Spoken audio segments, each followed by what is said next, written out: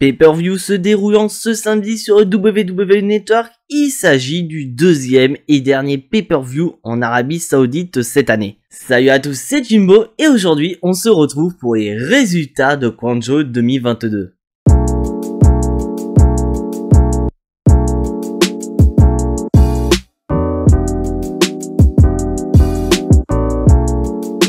Donc avant de commencer cette vidéo, mes chers amis Catch Addict, je tiens à préciser que je viens tout juste de regarder Crown Jewel. Car ce samedi, j'étais présent à Rennes pour l'épisode 10 de RX qui fêtait en même temps son 3e anniversaire. Avec notamment notre champion de RX, la Sainte Barbe, Antoine Bernard, qui défendait son titre de RX contre Cara Noir, ou encore le match féminin et le match que j'attendais le plus, qui opposait ni plus ni moins que Cara Chimera, notre catcheuse bretonne invaincue à RX, et l'espoir français Amal. Un épisode de RX qui aura droit à son vlog sur la chaîne. Mais cette vidéo sortira d'ici quelques mois, car en accord avec RX, je sortirai cette vidéo uniquement quand ces derniers auront diffusé cet épisode sur leur chaîne YouTube. Car oui, beaucoup de Catch Addicts n'ont pas pu regarder RX, et donc en accord avec eux, il n'y aura aucun spoil. Donc RX sortira leur épisode sur leur chaîne YouTube, et moi je sortirai ce vlog juste après. Et donc pour ceux qui veulent connaître RX, je vous mets la chaîne YouTube de cette fédération de catch breton en description. Mais on n'est pas là pour parler de RX, on est quand même là pour parler de Crown Jewel. Crown Jewel, le deuxième pay-per-view saoudien de cette année 2022, et la question qu'on pouvait se poser, c'est est-ce que cet épisode de Crown Jewel allait être bien meilleur que son prédécesseur, c'est-à-dire Elimination Chamber ou encore l'épisode 2021 de Crown Jewel. Et pour vous faire respirer, je vous donnerai ma réponse à la fin de cette vidéo. Mais sur ce, les résultats de Crown Jewel 2022, c'est tout de suite.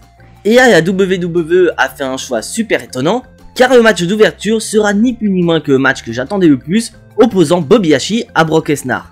Un match que je trouve plutôt court, mais un match qui montre très clairement que les deux ne sont pas là pour discuter, ils sont surtout là pour se mettre dans la gueule. Et au bout de quelques minutes de combat, ce qui finit par arriver, arriva. Car Bobby Lashley parvient à porter son hurt sur Brock Lesnar. Et là on se dit que Brock Lesnar, ça y est, c'est terminé, il va se faire soumettre par le hurt de Bobby Lashley. Sauf que non, Brock Lesnar va nous faire quelque chose d'hyper intéressant. Et bah non, car Brock Lesnar va sortir quelque chose de très intelligent et surtout d'inhabituel par rapport à ce qu'il fait d'habitude. Car oui, on sait très bien que d'habitude, Brock Lesnar, c'est des German suplex, c'est des F5, et après c'est terminé, il rentre chez lui. Sauf que sur ce coup-là, Brock Lesnar a utilisé son intelligence car il a retourné le hurt de Bobby Lashley contre lui afin de remporter le combat. Donc pour faire court, Brock Lesnar s'est projeté sur un coin du ring et il a renversé le hurt pour lui permettre de river les épaules du tout-puissant. Et donc grâce à cette manœuvre, Brock Lesnar parvient à battre Bobby Lashley et à remporter le premier combat de ce Crown Jewel 2022. Mais vous allez voir que c'est pas fini pour Bobby Lashley. Car Bobby Lashley a l'impression de s'être fait voler par Brock Lesnar et ce dernier continue à attaquer la bête en lui portant son hurt hook. Donc est-ce qu'on vient d'assister à un hit turn de Bobby Lashley? Ou est-ce qu'avec cette attaque de Bobby Lashley, la WWE nous dit que cette rivalité entre Brock Lesnar et Bobby Lashley ne fait que commencer? Et pour avoir la réponse à ces deux questions, mes chers amis Catch Addicts, il faudra attendre le prochain épisode de WoW pour avoir la réponse à cette question. Mais sur ce, il est temps quand même de passer à la note de ce combat entre Brock Lesnar et Bobby Lashley. Et pour moi, c'est un très bon opener, mis à part le fait que le match est plutôt court selon moi, on assiste quand même à une belle bagarre entre Brock Lesnar et Bobby Lashley. C'est pour ça que je mets la note de 8 sur 10 sur ce match d'ouverture. Et d'ailleurs mes chers amis Catch Addicts, n'hésitez pas à me communiquer vos notes dans l'espace des commentaires pour chaque combat, je suis très curieux de connaître votre avis. Donc suite à ce combat de titans, il est quand même temps de détendre un petit peu l'atmosphère. Et la WWE a décidé de nous mettre en deuxième combat le match tag team pour les titres opposant les championnes Asuka et Alexa Bliss contre les anciennes championnes Damage Control, Dakota Kai et Io Sky. Car oui, pour ceux qui n'ont pas vu ma review de War, on a eu des nouvelles championnes qui portent le nom d'Asuka et d'Alexa Bliss. Et donc 5 jours après leur victoire, ces dernières mettent leur titre en jeu contre les anciennes championnes Damage Control. Sachant qu'en plus Bayley a son match de championnat contre Bianca Belair un petit peu plus tard dans la soirée, Damage Control pourrait littéralement voler le show en devenant championne tag team et championne de War par la même occasion. Mais il est temps de passer au match. Et franchement, on assiste à un bon match tag team qui est dans la continuité de ce qu'on a vu lors du dernier épisode de WoW. Et d'ailleurs mes chers amis Catch Addicts, n'hésitez absolument pas à me dire dans les commentaires quel match vous avez aimé entre les deux équipes. Est-ce que c'était le match à War ou le match qu'on vient d'assister à Crown Jewel? Et à la fin de match où j'ai vraiment pas du tout compris, car on a eu Nikki Cross qui est intervenue en s'en prenant à Abyss, et grâce à cette intervention, Damage Control en a profité. Car grâce à cette intervention de Nikki Cross, Dakota Kai et Io Sky parviennent à battre les nouvelles championnes et ainsi récupérer leur titre féminin par équipe 5 jours après les avoir perdus. Et pour être honnête, j'ai un gros problème avec cette fin de match. Car d'un côté, je ne vois pas l'intérêt d'avoir fait intervenir Nikki Cross dans ce combat, alors que lors du dernier épisode de War, elle était en guerre avec la championne Bianca Belair. Donc après, j'espère sincèrement qu'avec cette intervention de Nikki Cross, on pourra se diriger vers une rivalité entre Nikki Cross et Abyss. Et une Abyss qui n'était pas très bien au début du combat. Car avant le match, Abyss et Asuka étaient en interview avec Byron Saxton, et à un moment donné, l'ATE a affiché le logo de Bray Wyatt et Abyss est resté muette comme une tombe. Car pour ceux qui se souviennent, Abyss et Bray Wyatt ont quand même eu une grande histoire. Donc est-ce que en voyant le logo de Bray Wyatt, les souvenirs ne seraient pas réapparus pour Abyss? Ça reste à voir. Et maintenant, il est temps de passer à la note de ce match tag team. Et pour moi, je trouve que ce match est quand même bon dans l'ensemble. Mais malheureusement, à cause de l'intervention de Nikki Cross, ce match va perdre un point. Donc la note de base était de 8 sur 10, mais à cause de l'intervention de Nikki Cross, la note de ce combat descend à 7 sur 10. Mais ça reste quand même un très bon match entre les deux équipes, mais l'intervention de Nikki Cross casse un peu le rythme. Il est temps maintenant, mes chers amis Catch Addict, de passer aux choses sérieuses. Et en parlant de choses sérieuses, on va s'enfermer en cage avec Karrion Kross et Drew McIntyre.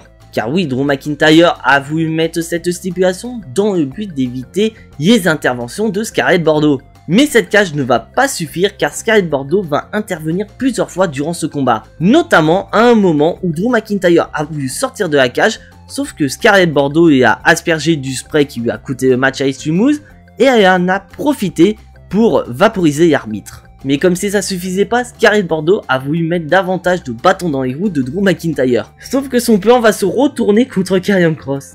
Car en effet, à la fin du match, Drew McIntyre a voulu sortir de la cage, sauf que Scarlett Bordeaux a fermé la porte à clé. Donc Scarlett pensait peut-être qu'en fermant la porte à clé, Drew McIntyre n'aurait pas de possibilité de s'échapper et que le seul moyen de vaincre Karrion Kross, c'était soit de le faire abandonner ou soit lui faire river les épaules.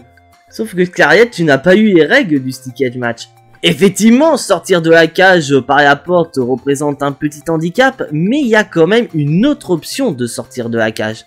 Et c'est un Drew McIntyre souriant qui va utiliser la deuxième option pour sortir de la cage. Car Drew McIntyre va escalader la cage et tenter d'en sortir.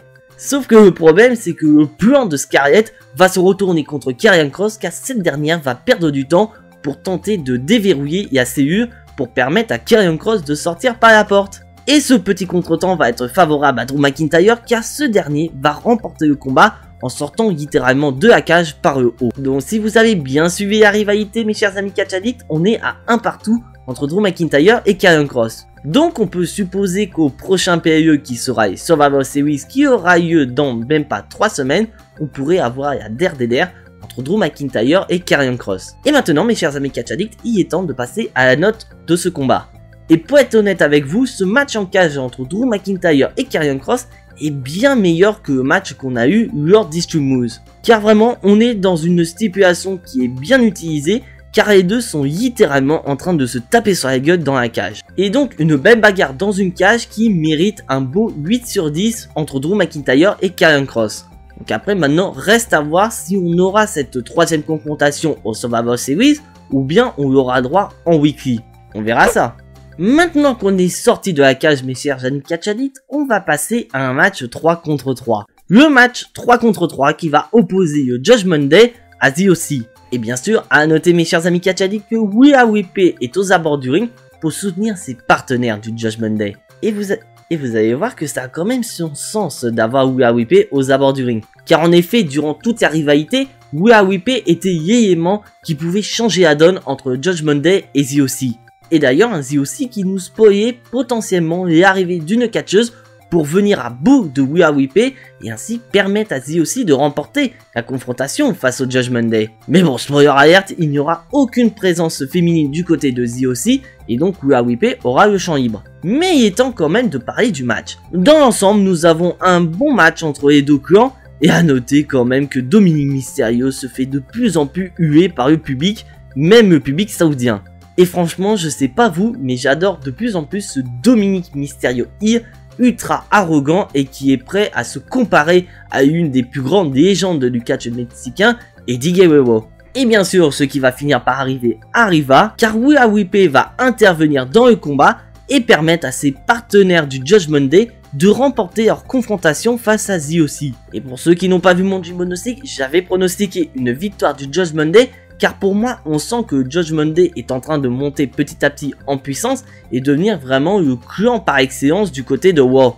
Et qui sait, peut-être qu'avec les Survivor Series et notamment les Wargames, on pourrait peut-être avoir une confrontation entre Judgment Day et The Bloodline. Ça pourrait être assez sympa dans l'ensemble. Mais il est temps quand même de passer à la note de ce combat entre Judgment Day et The aussi.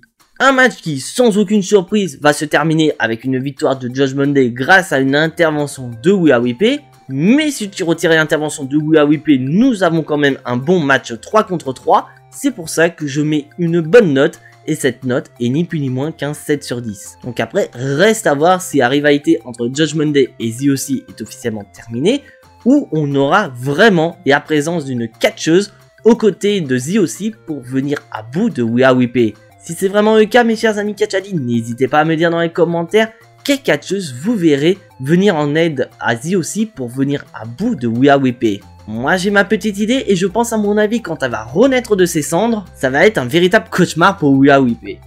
Et bon, maintenant le jugement est passé, il est temps de passer au Titan. Un match de Titan qui va opposer Braun Strowman à Omos. Et vraiment le terme Titan est vraiment bien approprié, car durant l'intégralité du combat, Omos est vraiment présenté par un Titan que même monstre parmi les monstres, Braun Strowman aura beaucoup de difficultés à en venir à bout.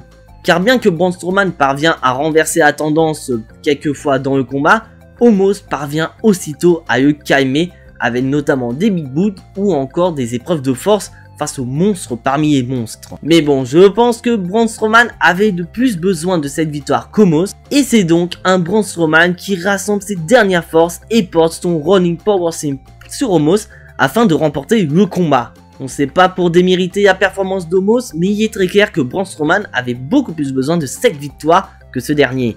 Car Braun Strowman avait besoin de cette victoire pour Omos pour gagner des places sur la liste des challengers de Roman Reigns.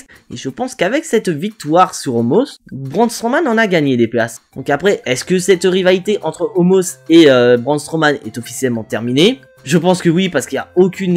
Je pense que oui, parce que je ne vois pas la nécessité de mettre un deuxième match entre Omos et Braun Strowman, sachant que les Wargames vont bientôt arriver. Et d'avoir un géant dans son équipe représente quand même un avantage dans ce type de stipulation. Et donc maintenant, mes chers amis catchadicts, il est temps de passer à la note de ce combat. Et spoiler alert, il s'agit de la plus mauvaise note de ce show. Une note qui reste quand même assez correcte, car je vais mettre la note de 6 sur 10 sur cette confrontation entre Omos et Braun Strowman. Malheureusement Braun Strowman, malheureusement pour toi Omos, tu n'étais pas plus fort. Et maintenant mes chers amis catchadicts, on va redevenir humain et on va se diriger sur la division Tag Team. Une division Tag Team toujours dominée par nos champions incontestés les Usos qui vont remettre leur titre en jeu face aux Brawling Brutes. Et très clairement je vous dis direct mes chers amis catchadicts, on a assisté à un très bon match entre les Usos et les Brawling Brutes. Sachant que peu importe l'équipe qui ressortira vainqueur de ce combat, ces derniers connaissent déjà leur prochain challenger. Car pour ceux qui n'ont pas vu le dernier épisode de SmackDown, le New Day s'est positionné en tant que prochain challenger de l'équipe qui remportera les titres lors de Crown Jewel. Et cette confrontation aura lieu la semaine prochaine à SmackDown. Donc est-ce que ce sont les Usos qui ont remporté le combat et qui vont devoir faire face au New Day pour passer le payage du record symbolique de longévité pour les titres tag team? Ou est-ce qu'on va assister au règne des Brawling Brutes et qui vont confronter ni plus ni moins que l'équipe avec le plus long règne de l'histoire? Et donc au terme d'un très bon match entre les deux équipes, ce sont les Usos qui parviennent à remporter le combat et ainsi conserver leur titre tag team unifié. Donc c'est officiel mes chers amis catchadicts, et la semaine prochaine à SmackDown, Et c'est donc officiel mes chers amis Catch Addict, à SmackDown, on aura le droit à la confrontation entre le New Day et les Usos.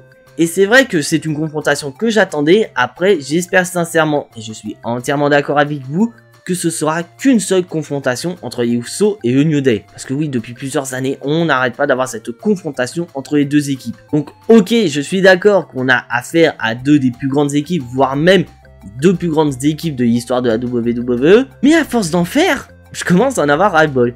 Donc j'espère que la semaine prochaine, ce sera qu'une seule confrontation et que les Usos battront le New Day pour briser ce record détenu par le New Day.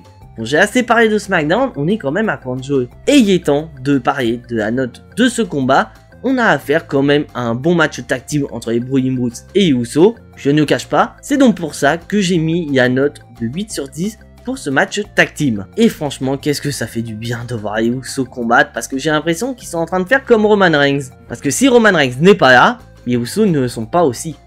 Et maintenant, mes chers amis Catch Addict, il est temps de passer au Last Woman Standing Match, où notre championne Bianca Belair va devoir tabasser Bayley jusqu'au compte de 10 pour repartir de Crown Jewel avec son titre féminin de Raw. Et franchement, je le dis directement mes chers amis Catch Addict, je crois qu'on vient d'assister au match féminin de l'année entre Bayley et Bianca Belair. Car pour être honnête avec vous, on n'a que de très bonnes confrontations entre Bianca Belair et Bayley, mais à chaque fois, les deux catcheuses arrivent à nous faire monter d'un ou plusieurs niveaux et intensité de leur confrontation. Et ce Last Woman Standing Match entre les deux catcheuses en est l'image parfaite. Car très clairement, la stipulation est vraiment utilisée de la meilleure des manières entre les deux catcheuses. Car très clairement, avec ce match, on voit l'évolution du catch féminin en Arabie Saoudite. Car souvenez-vous, le premier match féminin, c'était quand même Natalya contre Lacey Evans, où il n'y avait aucun titre en jeu, c'était juste un match d'exhibition. Et là, on se retrouve à Crown Jewel 2022 pour un Last Women Standing Match, qui reste quand même une des stipulations les plus hardcore à la WWE, là où on a le plus d'originalité. Et côté originalité, ça va être une dinguerie, notamment la séquence que j'ai le plus kiffé, avec l'utilisation d'une voiturette, que ce soit par Bayley ou pour Bianca Belair. Car là, j'ai adoré cette séquence où on voit Bayley sur le toit de la voiturette et Bianca Belair au volant qui va la ramener dans le ring. Après, il y a quand même eu une séquence où j'ai eu un petit peu peur car Bianca Belair a balancé Bayley sur une table. Sauf que la table a tenu et c'est vrai que j'ai eu peur pour le dos de Bayley. Bon, plus de peur que de mal, Bayley est restée très forte et elle a pu continuer son combat face à la championne. Et là, on continue dans l'originalité car Bianca Belair parvient à coincer Bayley en sandwich dans une échelle pour la maintenir immobile jusqu'au compte de 10 de l'arbitre. Et grâce à cette manœuvre, Bianca Belair bat Bayley et conserve un titre. Et donc grâce à cette manœuvre, Bianca Belair parvient à battre Bayley et ainsi conserver son titre féminin de Raw. Donc après je chipote un peu, c'est vrai que j'avais imaginé un autre scénario par rapport à ce combat. Car un peu plus tôt dans la soirée, on a eu Io Sky et Dakota Kai qui ont récupéré leur titre tag team un peu plus tôt. Car un peu plus tôt dans la soirée, Dakota Kai et Io Sky ont récupéré leur titre tag team féminin. Et que Bayley avait cette opportunité face à Bianca Belair. Et c'est vrai que j'avais imaginé Bayley qui bat Bianca Belair et qui récupère le titre féminin de Raw. Et j'aurais tellement voulu voir cette image où Bayley, Dakota Kai et Io Sky ont chacune un titre et qu'elles viennent braquer la WWE à Crown Jewel. Mais bon, là je chipote un peu, on a quand même un excellent match entre Bayley et Bianca Belair. Et je pense qu'on est tous d'accord, on a assisté au match féminin de l'année. Un match excellent qui mérite un énorme 9 sur 10.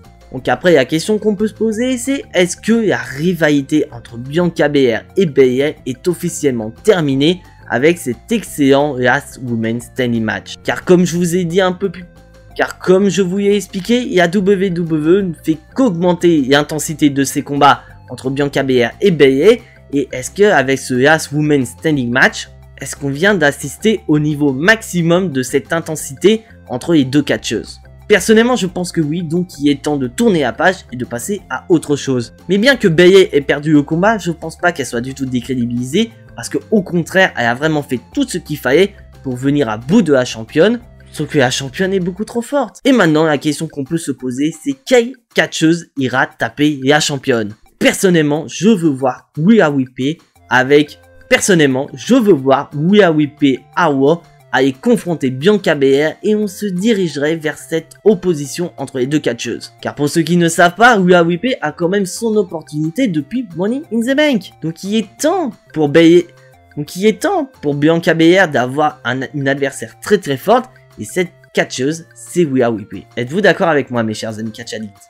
Bon, on va redescendre d'un niveau suite à ce putain de Last Woman Standing match entre Bayley et Bianca Belair. Et en attendant le main event opposant Logan Paul à Roman Reigns, il est temps d'accueillir Bray Wyatt dans le ring. Un Bray Wyatt qui va continuer ses promos de taré en nous parlant de son passé. Et donc un Bray Wyatt qui nous rappelle qu'il fait partie d'une famille de catcheurs et que depuis tout petit, il n'a qu'un seul rêve, c'est d'être le meilleur. Une volonté d'être le meilleur qui a poussé à l'extrême, car cette volonté y a conduit jusqu'à devenir un monstre. Et que depuis peu, Bray Wyatt a battu ce monstre et il veut qu'on l'appelle Bray Wyatt.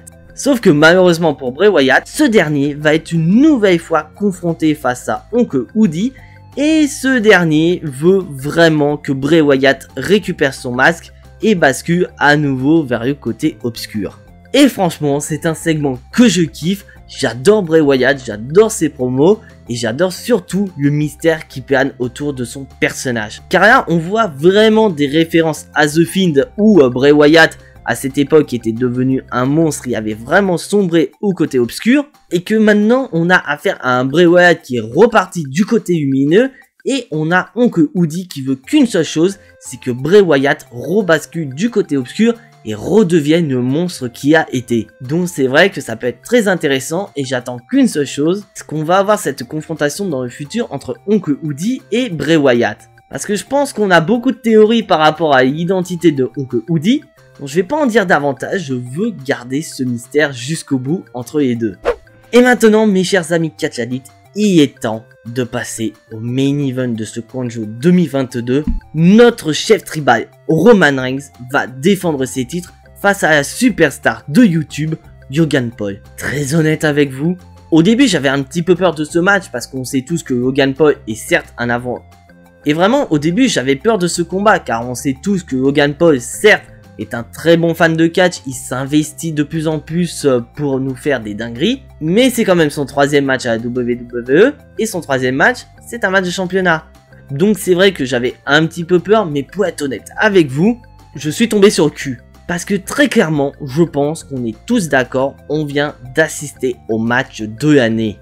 Car franchement, je n'ai pas grand chose à dire sur cette confrontation entre Roman Reigns et Logan Paul, car Logan Paul, il fait vraiment tout ce qu'il faut. On voit qu'il a travaillé pour arriver à Crown-Jewel face à Roman Reigns. Et de l'autre côté, on a un Roman Reigns qui est ultra confiant, qui n'en a littéralement rien à cirer de son challenger. Et c'est ça le gros problème. Car Roman Reigns va sous-estimer son adversaire et il va se faire avoir à plusieurs reprises par son challenger. Notamment cette séquence où Logan Paul va sauter à l'extérieur du ring. Et il va même jusqu'à filmer sa prouesse. Et là, on voit un Roman Reigns qui est vraiment dans une mauvaise posture. Et qu'est-ce qui se passe, mes chers amis catch addicts, quand Roman Reigns est en mauvaise posture? Et bah oui, nous avons les Usos qui arrivent, qui vont intervenir dans ce combat et qui vont venir en aide à leur chef tribal. Sauf que n'oubliez pas, mes chers amis catch addicts, que Logan Paul n'est pas venu tout seul. Car en effet, nous avons Jake Paul qui va arriver et qui va venir au secours de son frère en s'occupant des Usos. Sauf qu'il faut pas oublier quelque chose, mes chers amis catch addicts. Il nous manque un membre de The Bloodline. Bon, je cite pas Sami Zayn parce que ce dernier ne pouvait pas être présent en Arabie Saoudite. Et bah oui, le membre manquant de The Bloodline est Solo Sikoa, et ce dernier va arriver pour venir en aide à son chef tribal et à ses frangins. Et donc on assiste à une confrontation entre The Bloodline et Jake Paul, et Logan Paul va intervenir et s'occuper de The Bloodline avec un saut à l'extérieur. Sauf que malheureusement pour Logan Paul, ce saut à l'extérieur va lui coûter cher, car en remontant dans le ring, il va se faire surprendre par un Superman Punch de Roman Reigns enchaîné avec un Spear. Et donc suite à cet enchaînement, Roman Reigns parvient à couvrir Logan Paul et à remporter la victoire face à ce dernier.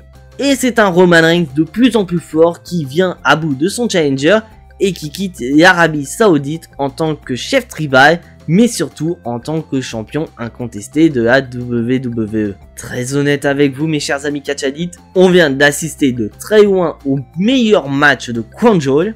On vient d'assister à un des meilleurs matchs de cette année 2022, voire même le meilleur match. Car franchement, Logan Paul, il a fait tout ce qu'il faut pour nous faire un excellent match, sauf que le problème pour lui, c'est The Bloodline. Parce qu'après, je suis entièrement d'accord avec vous qu'on vient encore d'assister à une énième confrontation. Car oui, je suis entièrement d'accord avec vous qu'on vient encore d'assister à une énième intervention de The Bloodline pour venir en aide au chef tribal. Et c'est vrai que je vous cache pas, c'est que je commence à en avoir ras-le-bol de ces interventions de The Bloodline. Parce que franchement, dites-moi dans les commentaires combien de fois The Bloodline est intervenu dans les matchs de Roman Reigns lors de cette année 2022. Parce que ok, on a un Roman Reigns qui est champion incontesté depuis WrestleMania, qui est champion universel depuis plus de 2 ans, mais c'est vrai qu'il y a un gros problème, car si 90% de ses victoires sont dues à des interventions des Usos ou encore de Solo Sikoa, comment tu peux respecter un champion qui ne fait que gagner par de la triche? Donc ok, je suis d'accord, Roman Reigns est heel, il faut qu'il y ait des interventions pour qu'on ait de la haine envers notre champion.